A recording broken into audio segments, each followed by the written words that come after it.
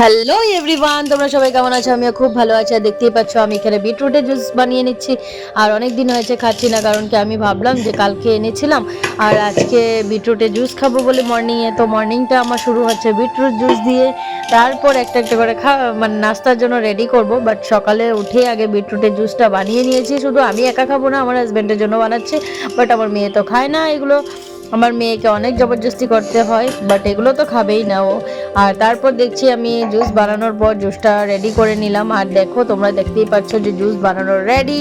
আর আমি এখন কি করব, এখন আমি গ্লাসে ঢেলে নেব আর তারপর আমি এটাকে খাবো। বাট খেতে তো এতটা টেস্ট না, বাট খেতেই হবে, শরীরের জন্য অনেকটাই ভালো। বাট তোমরাও খাবে বিটরুটের জুস। জানি যে কোনো ভালো জিনিস ভালো লাগে না খেতে, তারপরেও খেতে হয়। কিছু কিছু কারণের জন্য অনেক কিছু খেতে হয়। তারপর আমি ভাবলাম যে আজকে তো আমি খাবো। আর আমিও দেখতে পাচ্ছি বেশি ঘন হয়ে যাচ্ছে তার মধ্যে। আর দেখো সকাল সকাল তো সবাইকে গুড মর্নিং। আর দেখো আমি অল্প মানে এমনি তো খাওয়া যায় না, বাট একটু লবণ দিয়ে দিয়েছি, নমক দিয়ে দিয়েছি।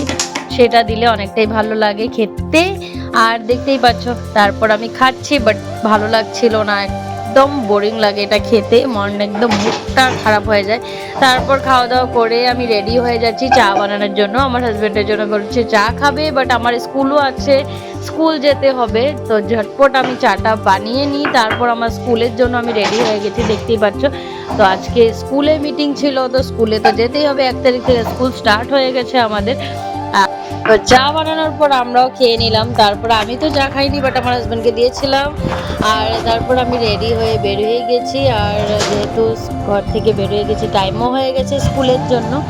তো বাই বাই। আমার ব্লগটা কেমন লেগেছে তোমরা একটু কমেন্টস করে জানিয়ে তো। Bye, tata, love you.